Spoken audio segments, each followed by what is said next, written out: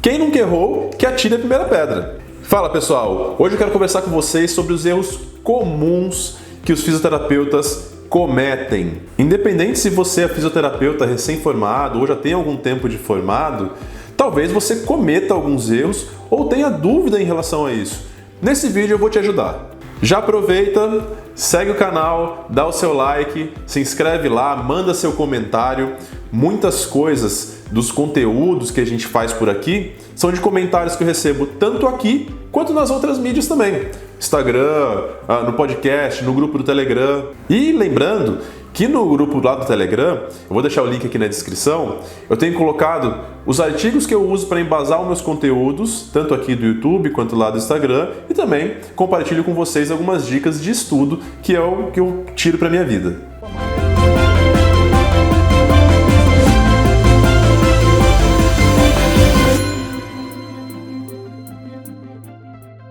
É legal a gente conversar sobre esse assunto porque, graças a Deus, eu tenho essa possibilidade de estar no meio acadêmico e ter a parte clínica.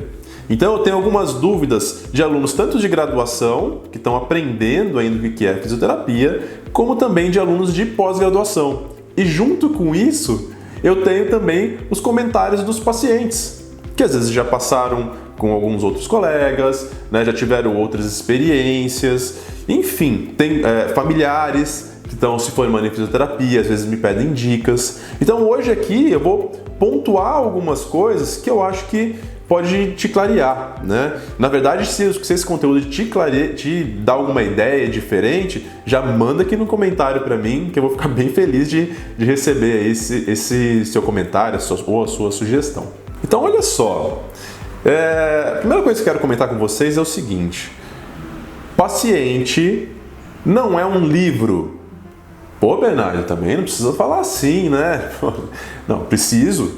Lógico que eu preciso. Porque muitas vezes, olha, muitas vezes não, na verdade é o seguinte, eu falo, nossa, eu até assusto quando vem um paciente que parece aqueles pacientes de livro, você vai fazendo etapa por etapa e vai funcionando assim, dando certo, sem nenhuma intercorrência, né? Você fala, nossa, eu me sinto até preguiçoso, que parece que eu não preciso pensar, né? Então, só que não é isso que acontece na maioria dos casos, né? Livros, artigos, onde a gente embasa o nosso pensamento clínico, que isso é super importante, raciocínio clínico. Então, essa base nossa, a gente tem que trazer para o paciente, com apresentações clínicas diferentes. E aí vem um grande erro também que a gente comete: não ouvir o paciente. Ouvir o paciente vai dar insights para a gente criar hipóteses para aí sim a gente pensar em testar o paciente, né, fazer algum teste específico para incluir ou excluir algum diagnóstico. Mas lembra disso, não vai seguir numa linha reta. É difícil isso acontecer. A gente vai ter que controlar, por exemplo, as intermitências de sintomas dos pacientes, né? Vou ter que dar a volta. Poxa, o paciente está apresentando isso, mas por quê? Mas essa intervenção teria indicação para ele segundo os artigos tal, ou segundo o guideline assim, assado. Por que não está dando certo? Pera, eu tenho outra opção? O que mais que eu posso fazer? Então olha aí, eu tenho que ter mais opções. Esquece de tentar seguir um caminho só, né? Não sei se eu consegui ser claro. Também não é para sair fazendo qualquer coisa, que é um outro erro que eu vou comentar aqui hoje. Vamos para outro erro aí que eu vejo com bastante frequência. E isso pode nos levar ao erro e, inclusive, uma alta de forma errada do paciente ou indicação errada para o paciente num pós-tratamento ou durante o tratamento. Fisioterapeuta na área musculoesquelética, né? Tudo que eu estou falando aqui é da área musculoesquelética, que é o que eu domino, tá? Então, o fisioterapeuta fica pensando somente em aliviar a dor do paciente. Cara, vamos pensar o seguinte, vamos pensar em dor, por exemplo. A dor é uma sensação, pode estar relacionada com uma experiência prévia ou não, pode estar relacionada com lesão tecidual ou não, né? Minha sugestão é dar uma revisada lá nos critérios, né? E na verdade a classificação de dor que a gente tem atualmente lá da Associação Internacional de Estudo da Dor, da IASP. Né? Então, baseado nisso, A gente não pode somente ficar pensando em tirar a dor do paciente. Não estou falando que não é importante, não. Mas existem as formas de trabalhar. Porque às vezes eu vejo muito fisioterapeuta ficar preso à técnica. Fala, não, essa técnica aqui vai resolver na hora. Aí não resolve. Aí ele não progride. Ele esquece muitas vezes, por exemplo, no tratamento de dor crônica, que a gente tem duas coisas importantes, dor e função, fora outras coisas do contexto geral do paciente. Mas vamos pensar em dor e função. A dor é muito alta e a função está lá embaixo. O paciente está incapaz de fazer um monte de coisa. Eu começo a melhorar a função, não está aliviando níveis de dor, mas a minha função está melhorando. Opa, então é um outro parâmetro que é importante. Aí, chega um determinado momento que eu consigo reduzir a intensidade de sensação dolorosa aumentando a função. Poxa, isso é super importante para o tratamento. Então não cometa esse erro, não fica pensando só na dor. É importante? É. Mas o que mais esse paciente está me apresentando? Qual que é o contexto do paciente? Acho que essa é a palavra. Outro ponto importante é o medo de mexer no paciente. Se você tem medo de mexer no paciente, é porque você não sabe o que você está fazendo.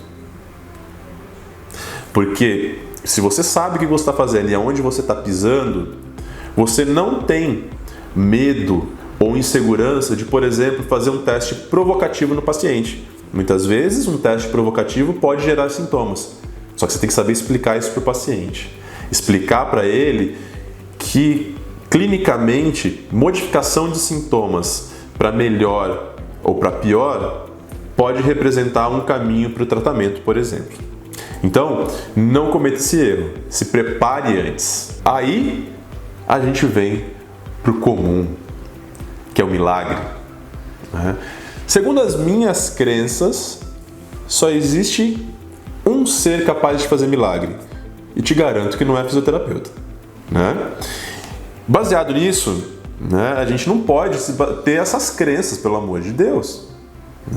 A gente não consegue fazer milagre. Apesar que muitas intervenções que a gente realiza no paciente até parece milagre, que a gente tira a dor na hora, muda a função na hora, tudo bem. Mas não é para todo mundo.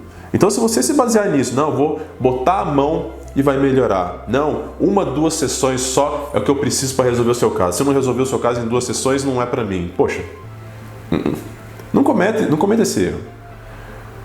Pensa em tratar o paciente. Pensa no cara, na pessoa, desculpa.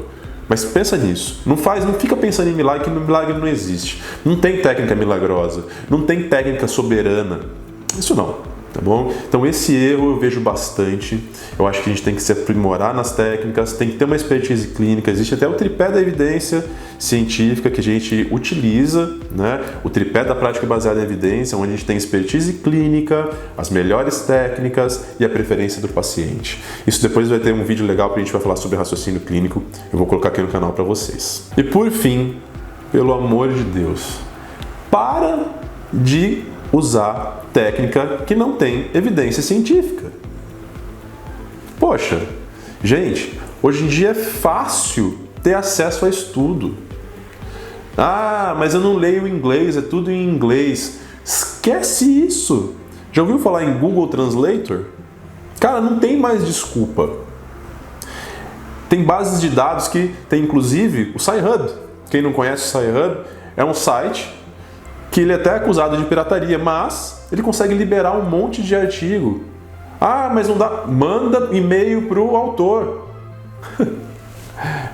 Gente, e contatos, WhatsApp hoje em dia você não tem, o cara tem gente que trabalha dentro de uma universidade que pode te puxar esse artigo. Eu lembro da minha época de estudante, sabe o que eu tinha que fazer? Eu estudava em Campinas, eu tinha que ir na Unicamp, por exemplo, buscar alguns artigos que tinha liberado quando eu precisava, Ou aqui em São Paulo tinha a Bireme, Lá é onde a gente ia, pedia os artigos, às vezes pagava a cópia para fazer a cópia e o xerox lá, na verdade, para a gente conseguir ter o artigo. Mudou um pouco, Então não tem mais desculpa. Não sei ler. Existem cursos para isso.